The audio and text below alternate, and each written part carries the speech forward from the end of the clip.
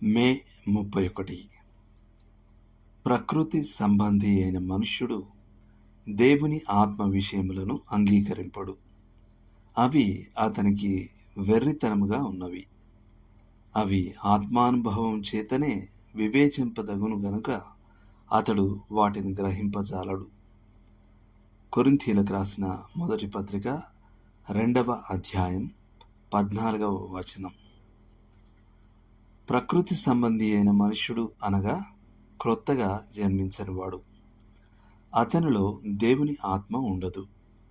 అతను ఆత్మీయ సత్యాలను స్వీకరించడానికి విముఖంగా ఉంటాడు.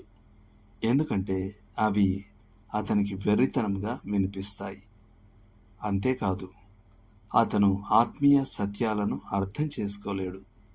ఎందుకంటే అవి పరిశుద్ధాత్మ యొక్క ప్రకాశం ద్వారా మాత్రమే అర్థం చేసుకోగలం. దీనిని నొక్కి చెప్పాలి.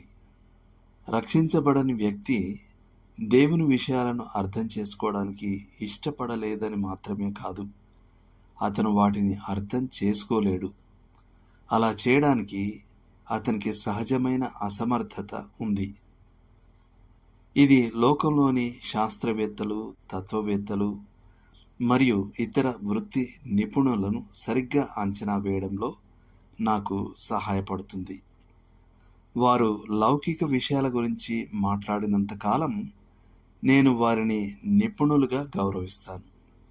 కానీ వారు ఆత్మీయ రంగంలోకి చొరబడటం ప్రారంభించిన వెంటనే నేను వారిని ఏ అధికారంతోనైనా మాట్లాడటానికి అర్హత లేని వారిగా కొట్టిపారవేస్తాను.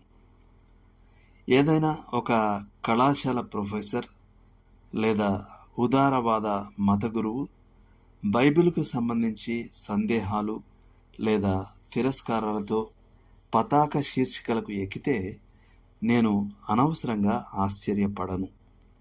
నేను దానిని ఊహించి పట్టించుకోకుండా ఉండటానికి వచ్చాను. పునర్జన్మ పొందిన వారు దేవుని ఆత్మ విషయాల గురించి మాట్లాడినప్పుడు తమ లోతుకు మించి వెళ్ళారని నేను గ్రహిస్తాను. ఎఫ్.డబ్ల్యూ.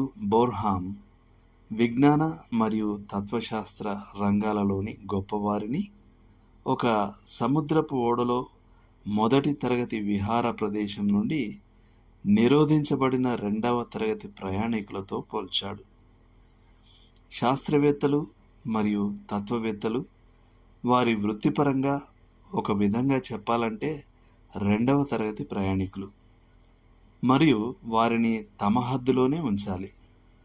వారు క్రైస్తవ విశ్వాసంపై అధికారులు కారు. వాస్తవం ఏమిటంటే మన విశ్వాసం 2వ తరగతి ప్రయాణికుల తిరస్కారం వలన చలించదు మరియు వారి ధృవీకరణ మరియు ఆదరణ నుండి ఎటువంటి నిజమైన మద్దతును పొందదు. అయితే అప్పుడప్పుడు ఒక పరిశుద్ధుడైన శాస్త్రవేత్త లేదా తత్వవేత్త ఉంటాడు.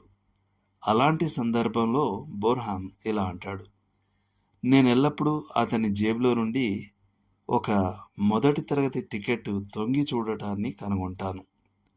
అతని ఆహ్లాదకరమైన సహవాసంలో నేను ఆ విహార ప్రదేశంలో తిరుగుతున్నప్పుడు నేను బన్యన్ను ఒక కమ్మరిగా ఎంతమాత్రం భావించనో అతనిని ఒక శాస్త్రవేత్తగా కూడా అంతకంటే ఎక్కువగా భావించను. మేము తోటి ప్రయాణికులం. మాది మొదటి తరగతి. Robert G. లీ ఇలా అన్నాడు: మనుషులు విమర్శనాత్మకంగా, పాండిత్యపరంగా మరియు శాస్త్రీయంగా ఉండవచ్చు. రాళ్ళు, అణువులు మరియు వాయువుల గురించి అంతా తెలిసి ఉండవచ్చు.